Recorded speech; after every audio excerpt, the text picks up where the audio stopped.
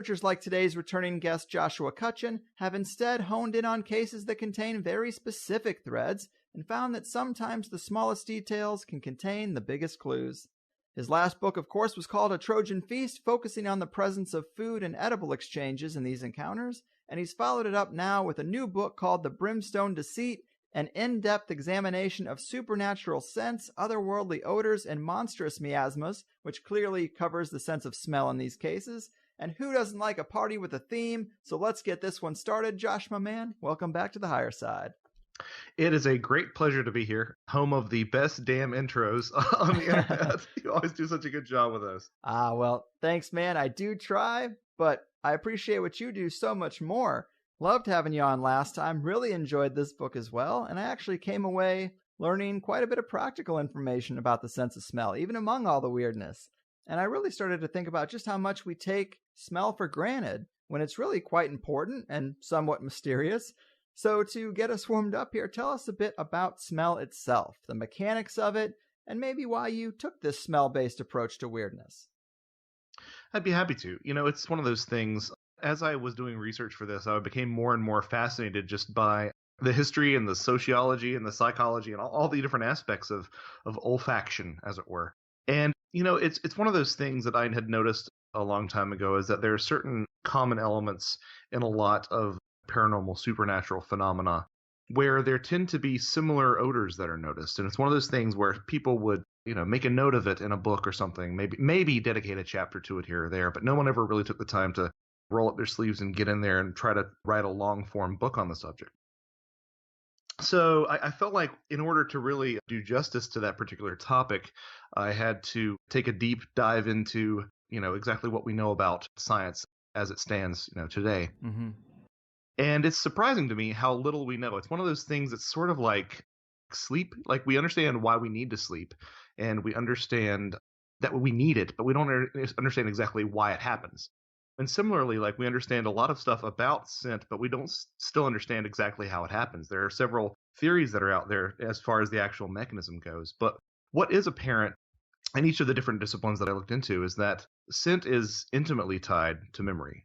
So much so that, for example, Alzheimer's patients, one of the first things that they'll notice is a diminished capacity to smell. And it's not only tied to memory, but it's also tied to involuntary memory. So not necessarily the ability to always remember, but the inability to forget, if that makes sense. Mm-hmm. So if you ever encounter an odor that made an impression on you earlier in life, and most odors do in some form or fashion, certain memories and certain emotions even associated with that odor will immediately be triggered. Scent is one of the first senses that comes online in newborn babies. And it's intimately tied to our limbic system. So it's like this knee-jerk reaction. And, when you're interested in these sort of topics of, manipulation and of deception, it seems like it would definitely be a nice back door for some sort of intelligence, or even, on a more mundane level for, earthbound organizations to sort of use this as a source of manipulation. Yeah, that was going to be one of my first questions for you, because the title of the book, The Brimstone Deceit, deceit implies some kind of trickery. And I've heard you say in other interviews as well that it's a sense that's ripe for deception. I guess, do you think that's a primary way that smell is used in a lot of these strange encounters? I would argue that it is, just so everybody knows. And I try to make it a point to say this every time I talk about the book. The Brimstone Deceit sounds like some sort of conservative Christian, like, Robert Ludlum maybe, or some sort of very biblical Dan Brown novel. Yeah, that's not what it's about at all. We can get into exactly why it's titled that later. So, yeah, it does seem, if you look at a lot of paranormal phenomena in general, there is this underlying tricksterous aspect, which I'm sure anybody who's familiar with it has run across in the past. And the fact that scent can so clearly and pointedly shape our emotions and our perceptions, I think is suggestive that this is possibly something that is being used to deliberately is being used deliberately for manipulation. One of my favorite anecdotes that I came across in the book was this account of a small sort of wave of terror that went through this small Colorado town of a spirit that was supposedly prowling the streets. And it was interesting because about half the people said that the spirit smelled like flowers, and looked like a beautiful woman, and half the people said that it looked like some sort of monstrous elephant and was shooting fire and the smell of brimstone from its trunk. So I think that, our expectations can be shaped a lot, or have the potential to be shaped by the way that things smell. And if there was an intelligence, be it extraterrestrial or spiritual or interdimensional or any of those things, it would make sense that this would be just another arsenal, tool in the arsenal, rather, in order to manipulate us to their own ends. Yeah, I mean, I fully agree. And so in this book, you really break things down into three categories. You got spirits, aliens and UFOs, and then cryptids and other animal-like creatures. And of course, we know that plenty of these cases are going to blur the lines a bit, but smell-wise, can you break down some of the commonalities that pop up within these categories? Absolutely. So one of the reasons that the book is called The Brimstone Deceit is because probably the most common supernatural smell across all those, that spectra of phenomena that you mentioned, is the smell of sulfur-oriented smell, the smell of brimstone. I would hesitate to call it a majority of smells, but I would definitely say a plurality of paranormal smells fall into that category. Now, looking at that, you sort of have to parse out exactly what that means because, believe it or not, pure sulfur does not smell. Sulfur only usually smells when it's burnt or when it's in certain compounds. But sulfurous smells in general comprise the lion's share of what you run into in these paranormal accounts. Beyond that, you'll find recurring themes of combustion a lot of times. So certain entities and things will smell like smoke. One of the most common ghost smells is the smell of smoke, but interestingly enough, one of the most common smells in alien abductee encounters is the smell of burning hair. So you again have this combustion motif that sort of rears its head. Floral smells are not uncommon. You find those in hauntings where there's allegedly a female spirit. You'll also find them in some early contactee literature. Then you have animalistic smells that you run into with Sasquatch and stuff. And then you also have this sort of minor motif of ozone occurring every now and then. After exorcisms, people claim to notice the smell of ozone, and supposedly ectoplasm manifested in seances smells like ozone. And shouldn't be any surprise to anyone who really follows UFOs that ozone is something of a minor meme in terms of UFO smells. It crops up quite frequently. So it's interesting that there's a constellation of odors that tend to rear their heads time and again in these different phenomena, which to me implies that there's perhaps some sort of, if not shared origin of these experiences, these phenomena, perhaps shared methodology between the phenomena. Yeah, I think that's a great little overview. And something that did sort of surprise me that you've kind of mentioned beyond just the smell of sulfur is that female spirit entities often have a flowery or perfume-like smell, and male spirits tend to smell like smoke, which is interesting. But, should we really be assuming gender in 2017, Josh? Well, as much as I like to take the piss out of stuff like that, it is interesting because it sort of comes back to this idea of being manipulated, this idea of our expectations being formed by getting these sort of odors, noticing these sort of odors in these encounters. If you take something like, for example, smoking, it was just as prevalent among both sexes during a lot of the time periods that supposedly a lot of these hauntings come from, the 19th century or whatnot. And similarly, on balance, cologne has been used since antiquity. And yet, whenever people smell smoke in a haunting, they go, "Oh, it's the spirit of a man." Or whenever they smell some sort of pleasant smell, they say, "Oh, it's it's the spirit of a woman who, is searching for her long lost lover," or something like that. So I can't help it. I mean, maybe it is that simple. Maybe it is that cut and dry. But if there is a possibility that something behind the veil would wish to impart some sort of, gender-based assumptions upon a witness, it would make sense to use those things because of the way that we frame them in our culture. Mm-hmm. Yeah, and even when it's not deception on the part of the entity itself, I mean, smell seems to be kind of an area where people's personal testimonies, I would think, wouldn't be quite as accurate as what they see or feel, wouldn't you say? Yes, it's quite difficult. I mean, so people will talk all day about, certain problems with eyewitness testimony, even in something as mundane as a car crash. But, smell is even more rife with some problems. And that's one of the things that was difficult to chip away when writing this book. There is a phenomena that olfactory scientists talk about quite often, which is called the tip of the nose phenomenon. It's sort of a play on the term tip of the tongue, where you can't quite think of a word, but you know what the word is. Well, similarly, people will be able to identify an odor more than they can actually put words to what that odor is. Mm-hmm. So you do run into things like people saying, oh, it smelled like, I saw the UFO depart and it smelled like lightning. Well, lightning doesn't have a smell, but lightning creates ozone. Specifically to the trends that I noticed in the book, people would often say it smelled like sulfur. Or it smelled like brimstone. Well, again, as we said, brimstone, sulfur doesn't really smell unless you burn it, and that's actually sulfur dioxide, or unless it's present in decomposition, and that's hydrogen sulfide. So you have to sort of look for other context clues that people tend to include and lump in there. So if someone were to say, it smelled like sulfur, like a rotten egg, well, that definitely means hydrogen sulfide, because wherever there's decomposition of organic material in the absence of oxygen, that's hydrogen sulfide. So it's really more about trying to get to the heart of what people mean rather than what they say in a lot of these encounters.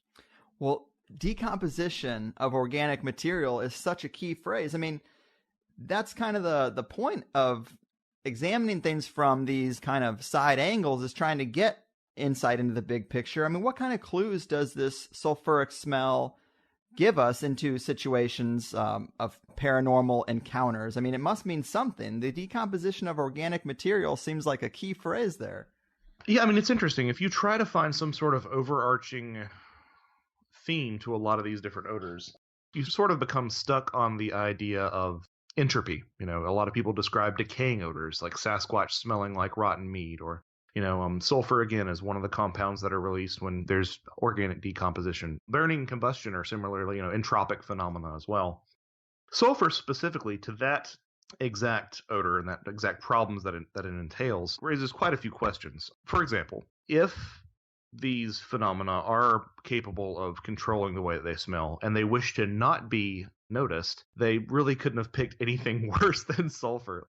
It's mind-blowing. Like, I had to sort of rein myself in, because when I was writing this, I kept on finding these interesting things that I could have just written a book on smell about, because some of the stuff I found out about just human smell and the way that we interact with olfaction is really fascinating. But to the point of sulfur, we are more sensitive to sulfur compounds than just about any other compound, olfactorily speaking. I mean, that's the reason that household gas smells the way that it does. Household gas is actually odorless. Thiols, which are sulfur compounds, are actually added to the gas to provide us a warning, because the detection level for these compounds is so extremely low. My favorite example that I like to talk about is hydrogen sulfide, which again is that rotten egg smell. It's probably the most common of this sulfur smell, is this rotten egg sort of odor. And we are sensitive to our detection threshold for hydrogen sulfide is 2 parts per billion. And to put that in perspective, if I took an ink dropper and dropped it in the back of a semi-truck carrier filled with water, that drop of ink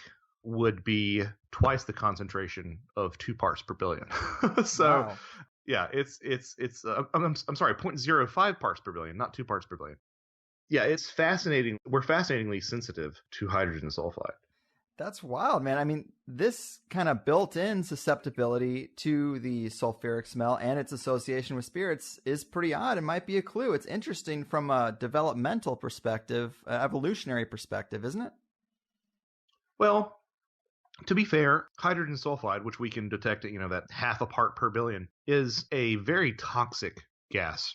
Theoretically, any gas that you get more of than oxygen can be toxic, but hydrogen sulfide is something that is actually quite dangerous and has been linked to some mass extinction events as well. But, you have to also look at the other things that sort of sensitivity to sulfur compounds allows human beings to do. I mean, it allows us to avoid spoiled food, which might get us sick. It allows us to know when, an aspect of our particular biome might be contaminated with something like feces or a corpse or something. So it's more about preserving hygiene in humans than anything else.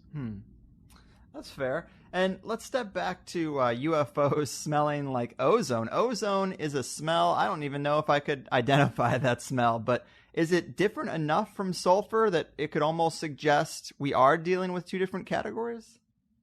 Well, there's a real problematic history between ozone and sulfur. Ozone is one of those smells that I don't think anyone knows until they recognize it, but they don't realize that they recognize it, I think is the best way to put it. There's a contentious history between sulfur and ozone specifically. So in terms of classical literature, ancient Greek literature, It was thought that the divine would hurl, thunderbolts from the sky, and the resulting smell was that of sulfur. Nowadays, we know that's ozone. But this connection was so close that the terms for the divine and sulfur were actually linked. Theos in terms of the divine, and theon in terms of sulfur, which is where we got that term thiol that I mentioned later.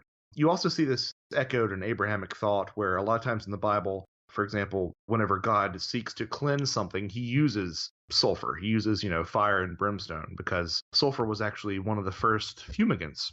It's an antimicrobial agent. So it was the idea of, God wanting to cleanse away sin. It's kind of interesting that, when Satan was supposedly cast into the lake of fire and brimstone, it had less to do with Satan smelling bad because he's evil, and more of this was, God's attempt to cleanse Satan with the purifying essence of brimstone, of sulfur.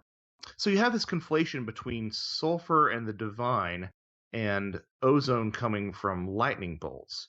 And this conflation continued to the fact that even such people as Benjamin Franklin actually sort of conflated the two, talking about, the smell of sulfur after lightning strikes. And, there was even some Victorian literature that used to say that the reason people would, seek the sea air to be healed is because of the ozone in the air. Well, ironically enough, it's actually dimethyl sulfide that we associate with the smell of the seaside. So sulfur and ozone have been switched around quite a bit over the years.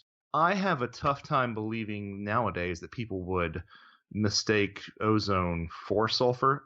That's why I like to have those additional clues, like saying it smelled like sulfur, like a rotten egg, because if anyone has ever been near a lightning strike, it doesn't smell like a rotten egg. Ozone has more of a peppery quality. So you'll find a lot of people in the UFO literature who want to say, well, witnesses are just smelling ozone and mistaking it for sulfur. But, I kind of have a problem with that, because if you're wanting to take their testimony on face value as it is, if you walk that logic back far enough, you're going to be saying that they saw, a weather balloon. You're going to be saying that they saw Venus, because you're going to constantly be casting doubt on them to discern what they are actually experiencing. So I think that it seems more likely to me that perhaps there is two different odors going on, both sulfur and ozone. It's interesting. Hydrogen sulfide and ozone are actually reactive together. So it makes sense that perhaps there would be, some sort of interaction. For example, if you take hydrogen sulfide and ozone, they react to form water and sulfur dioxide. So again, another common smell in UFO sightings is sulfur dioxide. It's that sort of fireworks, gunpowder smell that we associate with sulfur. And then you also have a lot of UFOs, sightings near water. So we have every aspect of this equation: hydrogen sulfide, ozone, water, and sulfur dioxide, seen in a plethora of UFO encounters. Yeah, man, you're becoming quite the smell expert. It's pretty awesome. But I hated chemistry in high school. That's the ironic thing. Well, I mean, smell is definitely probably my most finicky sense, because I have terrible allergies. But again, that age-old question is, if a lot of these things are like aliens, Bigfoot, and cryptid, are they physical creatures or something multidimensional in nature? And at least in that case, because you talked about, Bigfoot and some of the animal-like cryptids having a terrible musk, does this help in maybe separating flesh and blood cryptids from dimensional stuff? Well, I'm sort of reminded of the way previous guest that I admire of yours, Mike Cleland, has sort of structured his research around owls. So if you talk to someone like Mike, a lot of what he talks about are how owls tend to appear around synchronicities, around UFO events. But at the same time, sometimes the owls are weird and sometimes the owls are just owls. And Mike, is definitely admitting that. Well, similarly, I look at something like Bigfoot, which, even though a lot of the cryptozoologists out there don't want to admit it, has a lot of weird stuff surrounding him. His eyes glow at night in some cases. You find sets of tracks that disappear in the middle of fields. You see people see Bigfoot in conjunction with UFO sightings. So all these things sort of add up to me to suggest that we're seeing something that may not quite be a flesh and blood primate, even though I'm very sympathetic to that. But what's interesting is if you look at the sorts of smells that are encountered in these run-ins with Bigfoot, they tend to roughly line up to being more sulfurous smells or more, non-organic sort of smells when a Bigfoot is seen in some sort of high strange capacity. When Bigfoot has glowing eyes, when Bigfoot seems impervious to gunfire, that's when you get these odors that aren't like animalistic odors. And when, Bigfoot seems like a giant monkey running around the woods, that's when you get people saying, oh, he smelled like ammonia, or he smelled like urine, he smelled like wet dog, he smelled like skunk, et cetera, et cetera. So perhaps we have some sort of phenomena that, not unlike, Mike Clellan's owls, is using the sort of iconography of a flesh and blood animal for whatever reason to sort of present itself to witnesses on some occasions. That's the way that I like to try to make everybody happy. I don't know if I don't know if it will or not, but that's my take. Yeah, well, you mentioned earlier entities inducing smells too, and you do have a story in the book about a woman in England who claims she smells fish just before negative events in her life, and that she considers that a warning from the spirits. And that's obviously a nice thing to have, but it also is a bit of an indication that they can induce smells if they so choose. I mean, yes, you do see incongruous smells popping up from time to time. Sometimes there are mundane explanations for it. For example, there are some people who claim to have noticed the smell of peppermint around Gettysburg, Pennsylvania. And as it turns out, peppermint was one of the things that they used to hang outside to sort of prevent the stench of the battlefield reaching the doors. So sometimes you have really easily explainable odors like that, but then you do have stuff like, the smell of fish, or like there's tales of, for example, Sasquatch supposedly changing odor mid-encounter, being able to sort of self-select what it smells like. So it does suggest that there's some sort of consciousness-based level at which these sort of odors are interacting with us. There was another example in the book of a pair of ghost hunters in Michigan who, one of them, they both could smell this particularly pungent body odor smell in the site that they were working at, which was supposedly haunted. But what's interesting is that one of them was anosmic. They actually couldn't smell. This individual couldn't smell at all, yet somehow this one odor was able to get through to them and was confirmed by their companion. So it's interesting. It seems to me that perhaps we're dealing with something that can sort of bypass a lot of these things and use this sort of olfactory information at a more intimate level. That's interesting, man. And when it comes to other cryptids besides Bigfoot, I mean, of course, Bigfoot, when it is thought to be a flesh and blood creature, and that, again, when a person has an encounter, it could kind of get to the category they want to put it in. They could maybe identify a smell that would fit there, like a dank musk for Bigfoot if they think it's a real thing. But when it comes to other cryptids, do we get that same dank musk smell reported that would indicate it's something physical? Sometimes. I mean, on hairy hominids of all sorts, or hairy humanoids is probably a more accurate term, of all sorts, you do run into that. So supposed tales of goat men, supposed tales of dog men, you'll find that. But you'll also find, in equal parts, this sulfur odor rearing its head. With stuff like water cryptids, like the Loch Ness Monster, or, Champ from Lake Champlain, you tend to find more animalistic smells and like the fishy, reptilian sort of odor. So it's interesting because the farther away you get from phenomena that could be explained in a materialistic flesh and blood sort of way, the more this sulfurous odor sort of creeps into the picture. A lot of people will hear that, and I don't necessarily think they're wrong. It's not the path that I go down in the book, but I don't necessarily think they're wrong. That implies some sort of demonic activity. Where I come from is I'm not entirely sure that we know enough about what demonic activity really is to even say, oh, it's demonic. Well, okay, that's great. What does that mean? Yeah, it's a loaded term. Yeah, it is. But, it's interesting. There definitely seems to be that the farther you stray from possible, scientific explanations in a biological sense for a lot of these entities, the more you do encounter odors that you wouldn't normally associate with these things. For example, the chupacabra flap in Puerto Rico. A lot of times people say that the chupacabra not only smells like sulfur, but can also smell like paint thinner, which isn't something you'd ever expect an animal to smell like. So yeah, the farther away you get from rational explanation, the more these really odd outlier or odd non-organic smells creep into the picture. Yeah, chupacabra is a weird one. I don't even think I know exactly what a chupacabra is supposed to look like, let alone smell like, because the descriptions seem to range from a dog-like creature to something more reptilian or even insect-looking with spikes all over it. It seems like a hard one to pin down. Yeah, it's kind of interesting. The chupacabra in its current incarnation didn't really, so there was vampiric lore in Puerto Rico, but it didn't really completely congeal in the way that we think of the chupacabra until like the 90s in Puerto Rico. And it was originally depicted as basically like a little kangaroo-legged gray alien with spikes along its back. Yeah. And it would, run around exsanguinating livestock. specifically goats. Chupacabras, the sucker of goats is what it comes from. But unfortunately, sometime, I suppose around like 2003, 2004, someone shot a canine with mange in Texas. Yep. And saw some pronounced canine teeth on it and said, oh, it must be, this must be the chupacabra. So now people will refer to chupacabras as being these sort of dog-like creatures that are found in the Southwest. It's interesting, that a lot of these things that are being shot in the Southwest and being claimed to be chupacabras don't quite line up to coyote or domestic dog or coyote domestic dog hybrid morphology. It's interesting to note that. But in terms of its connection to the Puerto Rican phenomena, yeah, in name only. But, let's go ahead and pursue this a little bit. These Texas blue dogs, it's interesting. Some people have claimed that perhaps there's some sort of mutational factor impacting these dogs on an embryonic stage, and they're actually citing sulfur dioxide emissions from coal plants in South Texas. Huh. Again, sort of a tangential sulfur connection there. Even though the blue dogs don't smell, there's still that sulfur connection that you can look for if you look hard enough. Yeah, man. And I also love this other slice of sightings that I guess could be called phantom animals, or these big black cats and big black dogs. Things you see at the crossroads, which is a real provocative subject to me.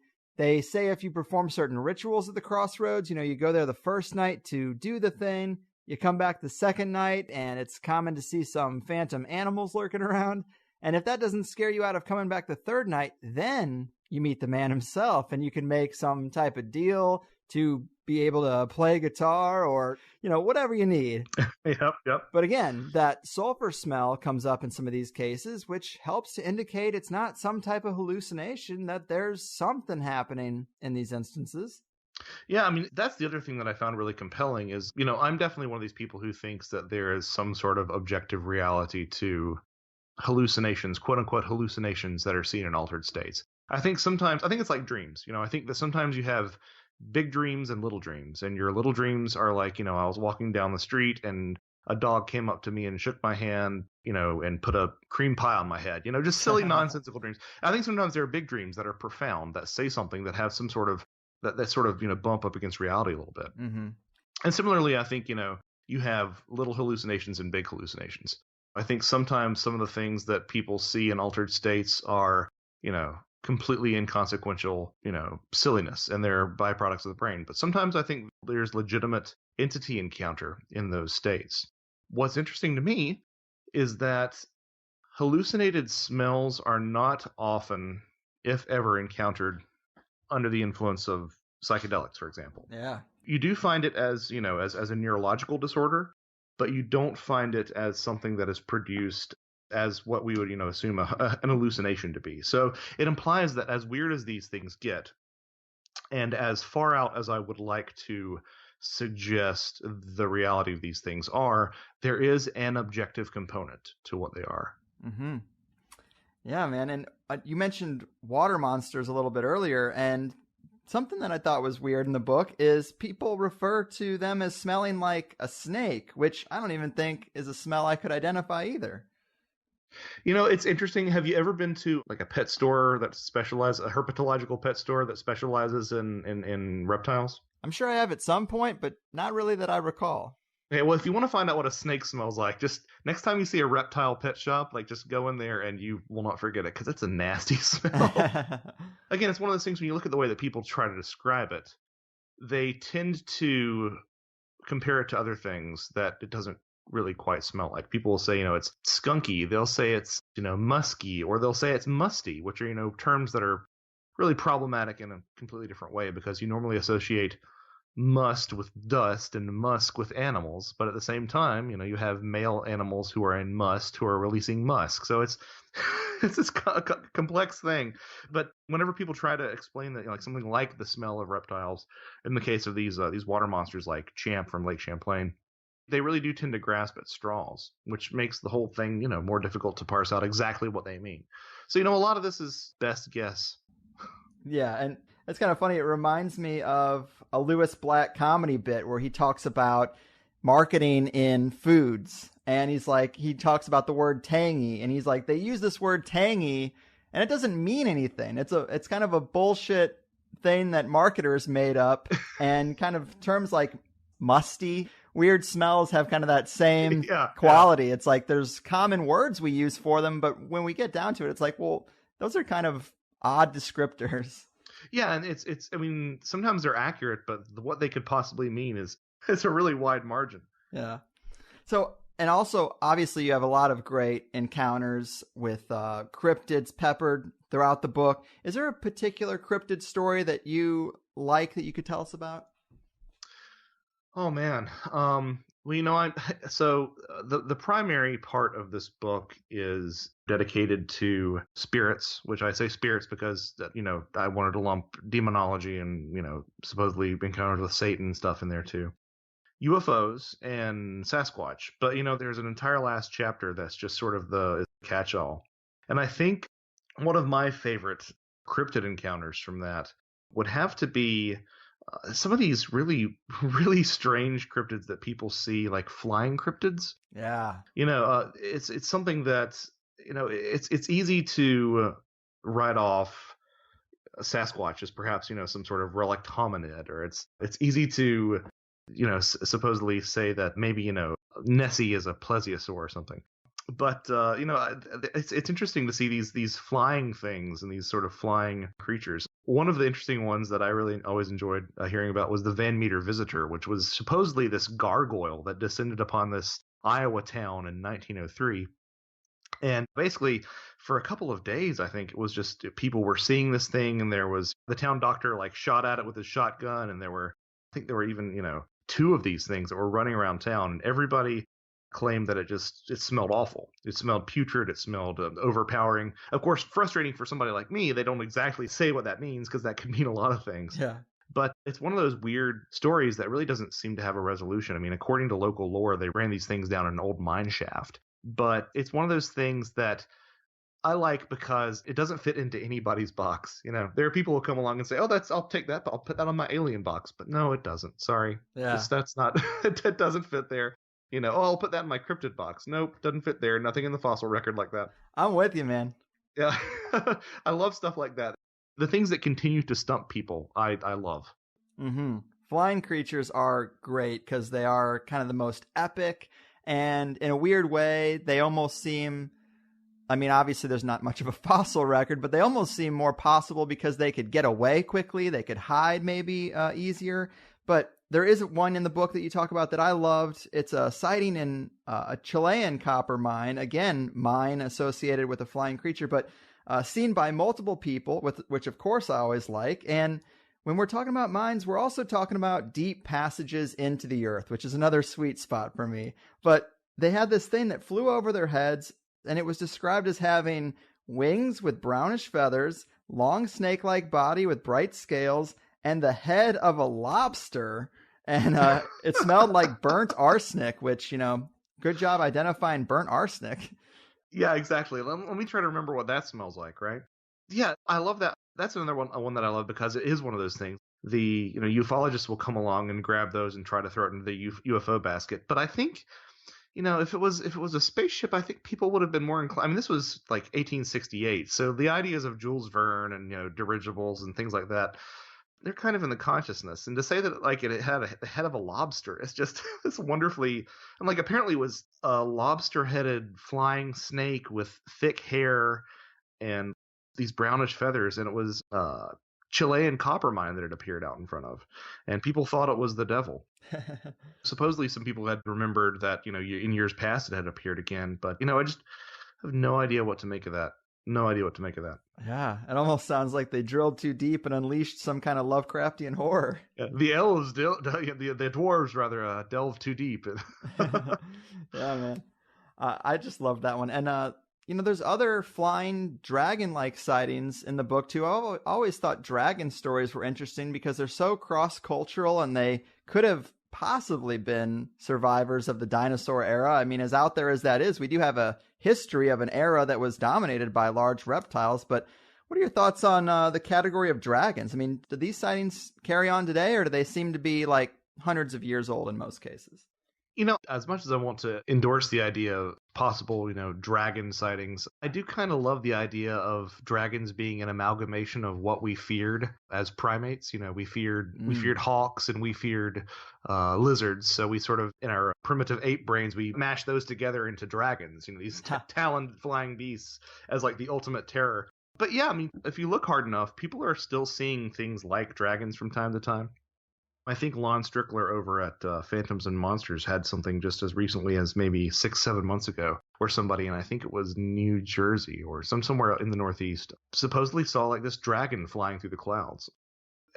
one of my favorite stories from the book, because of sort of the direction that it goes in, is supposedly in 1895. Now, of course, these old newspapers you have to sort of take with a grain of salt, but supposedly in 1895, a newspaper around San Francisco mentioned that these children had been frightened by this dragon that was dwelling in an abandoned mine. And if you look at what the kids described, they said that they smelled this musky odor coming off the dragon, and they said that they were gathering poppies. So I kind of wonder if this isn't a thinly veiled. Maybe this was some sort of code for a drug pickup or something. San Francisco poppies, a musky odor. Yeah, but you do find these stories, and it's like anything that I talk about. I'm sure that 90% of the stories in this book are garbage. But if there's even 1% of the stories that I have in this book that have some sort of real truth to it, then that's a huge deal. Yeah. So you have to get out your big interesting if true basket and carry it around with you and chuck stuff in there as you go. Yeah, I mean, you might not see lobster-headed flying serpents all the time, but you only need one. Flying spaghetti monsters, I guess. Amen.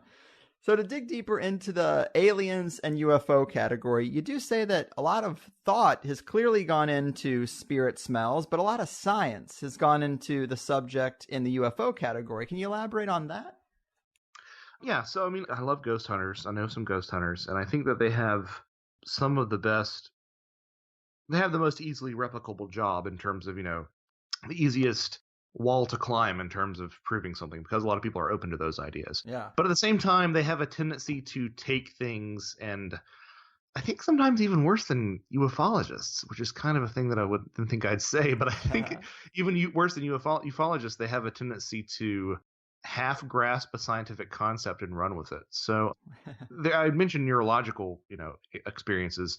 There is a neurological condition called phantasmia, which is the smelling of phantom smells, often associated with some sort of, brain disorder. And it's usually the harbinger of something worse in terms of someone's health coming down the pike. But, a lot of ghost researchers sort of latched onto that and said, oh, phantasmia. So whenever you smell a spirit, it's phantasmia. No. Phantasmia is smelled by one person. If you have 5 people in a room smelling a smell that you can't identify, that's not phantasmia. I don't know what it is. It maybe is some sort of shared hallucination. It may be a spirit, whatever, but it's not phantasmia. But, ufology, on the other hand, has had an interest in UFO smells for some time. There were some articles both in the early MUFON journals and in the Flying Saucer Review publication that really did try their best to break apart exactly what it could mean. Again, this is, a couple of articles that were dedicated to this. I think that somebody should have written this book that I wrote a long time ago, because it seems like a good starting point. But you did find some people talking about it. But the best work that I have personally found on the subject is something of more recent years. It was an essay that I believe was completed in 2000. By a ufologist by the name of Antonio F. Rulan. And a lot of what he did was sort of foundational to this work.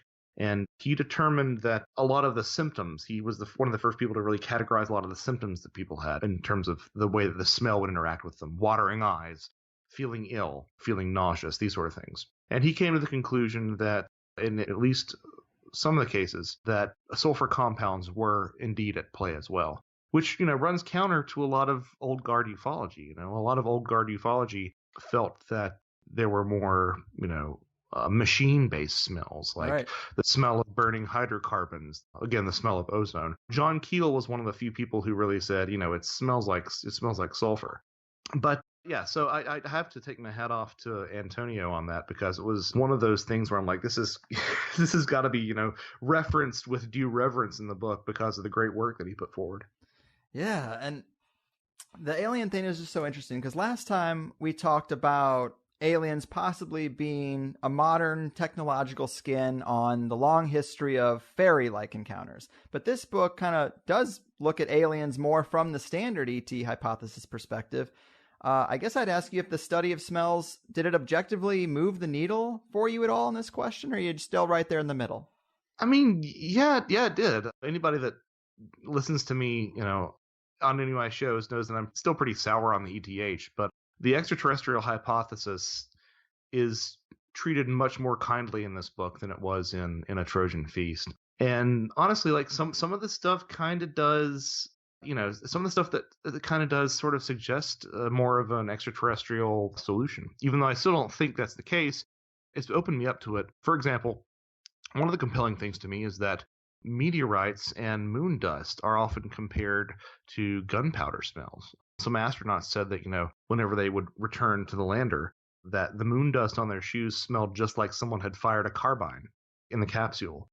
And that, again, lines up with some of these tales of, sulfur dioxide, which we haven't really talked about too much, but is that sort of firework gunpowder smell that you do find with some UFO cases. Mm-hmm. You can also look at the fact that, if we had not become carbon-based life forms, in terms of, abundant materials, it's highly likely that we could have become sulfur-based life forms. What sort of implications would that have for odor in terms of extraterrestrials from other star systems? So it's made me more sympathetic to it.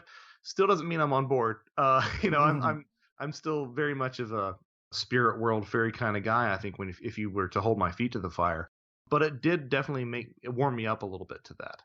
I'm right there with you, man. It's been a while since anything has pulled me back towards looking at these encounters with beings as actually aliens from another galaxy, but the data in the book did a little bit, because when people say aliens smell like ozone or other types of chemicals, it's got to make you wonder, is this some odor related to the crafts they're using? Usually UFOs are described as some kind of electrogravitic technology. Maybe that odor is a byproduct of it.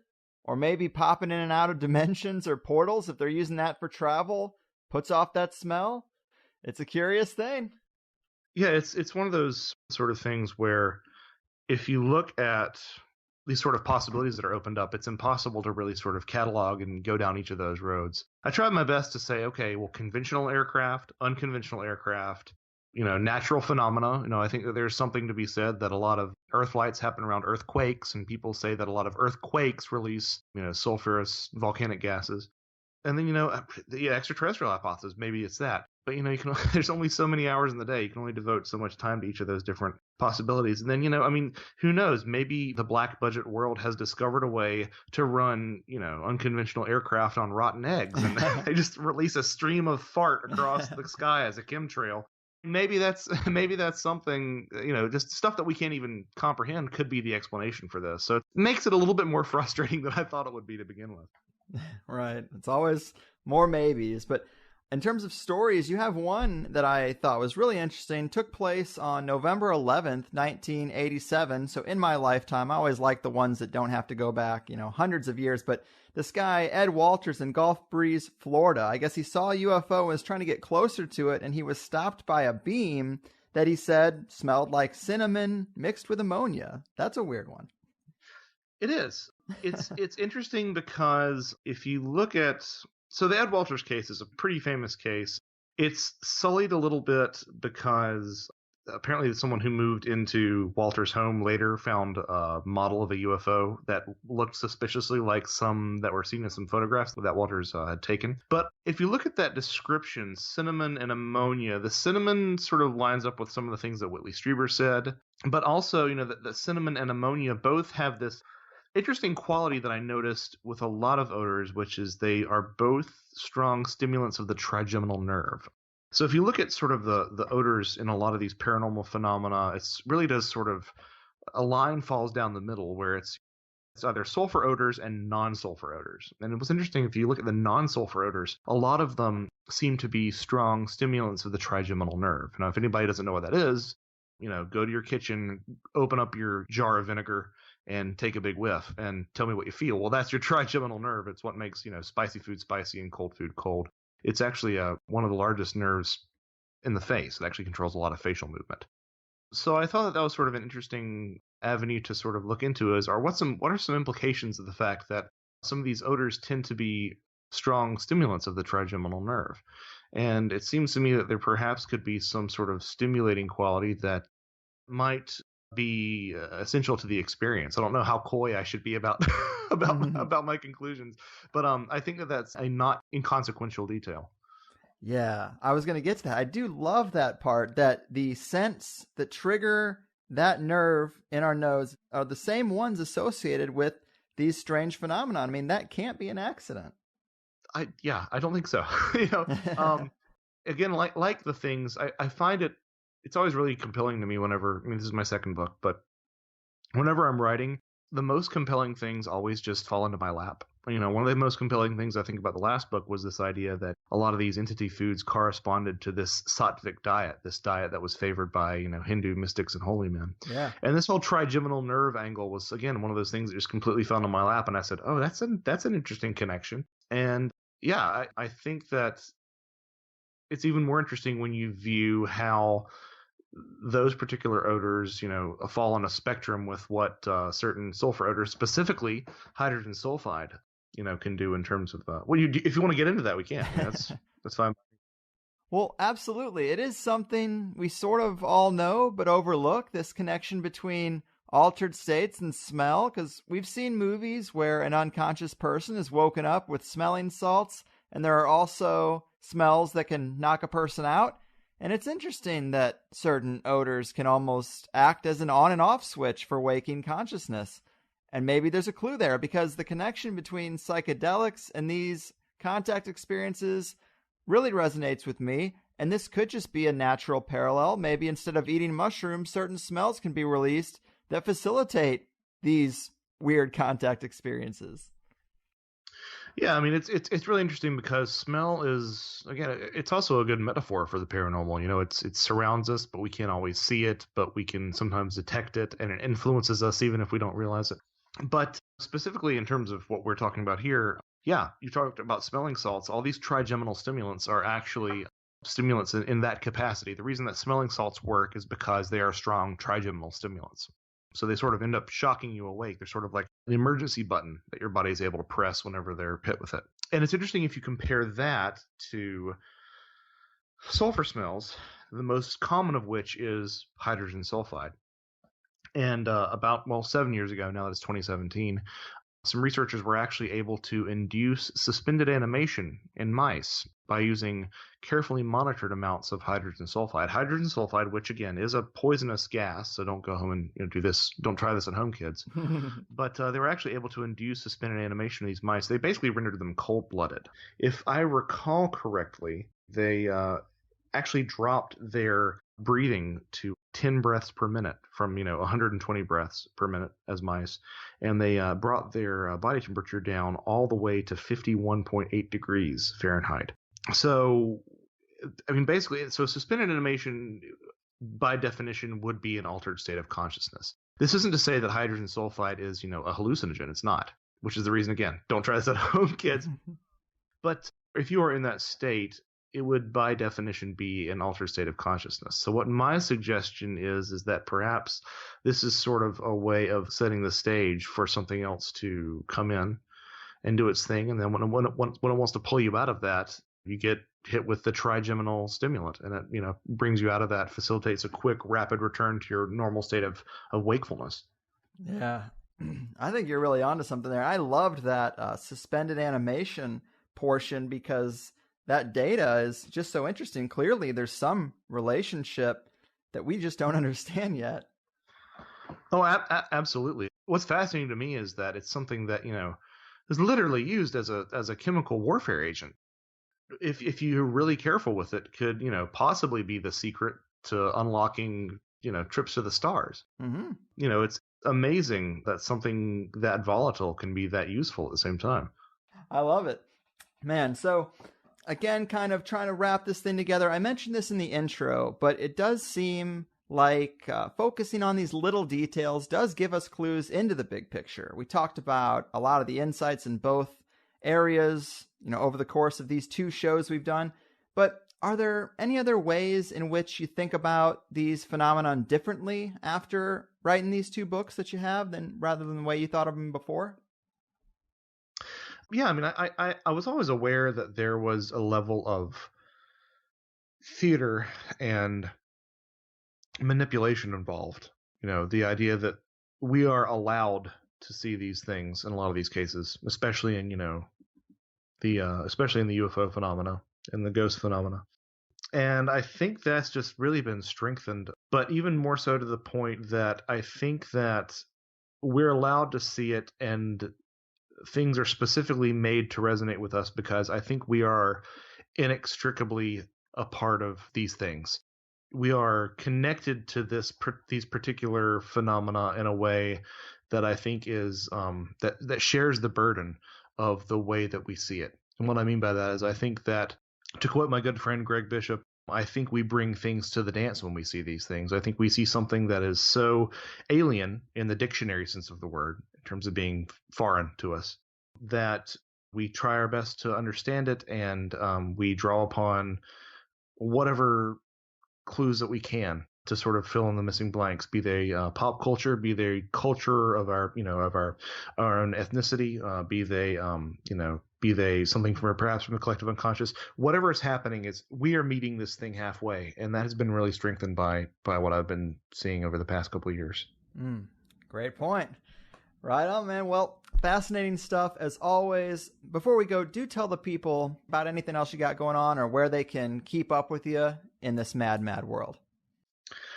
Well, you can hop on to joshuacutchin.com. I keep a list of every interview I've ever done there. I can find links there to both books, A Trojan Feast and The Brimstone Deceit.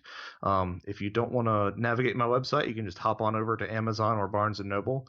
It's available. Both books are available in paperback and Kindle formats. A Trojan Feast is actually available in hardcover as well. And you can catch me on more or less a weekly basis at the Where Did the Road Go podcast, which is wheredidtheroadgo.com.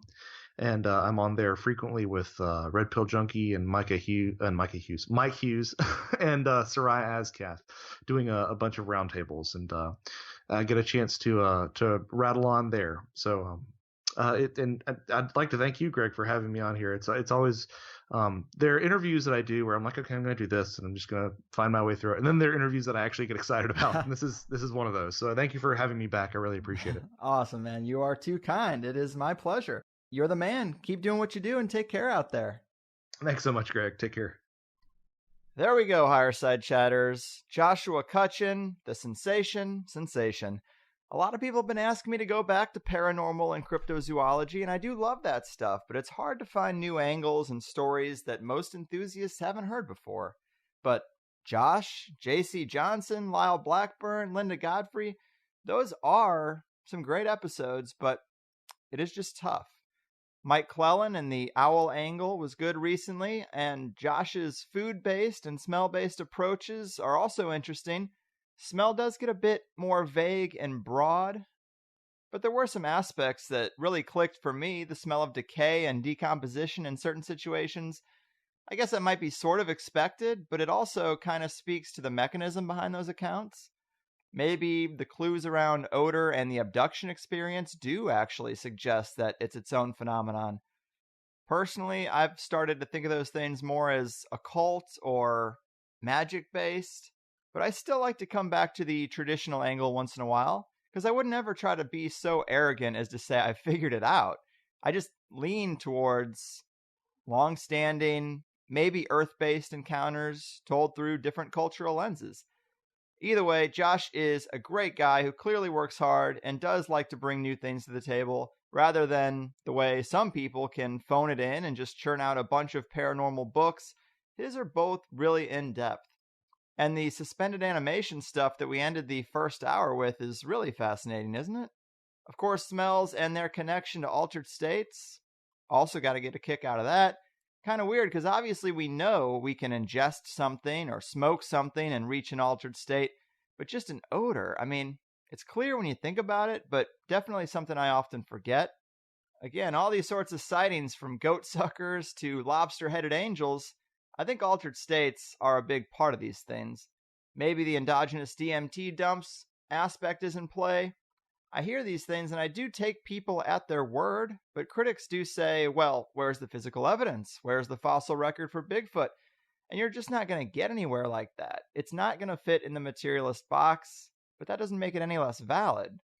So, interesting stuff.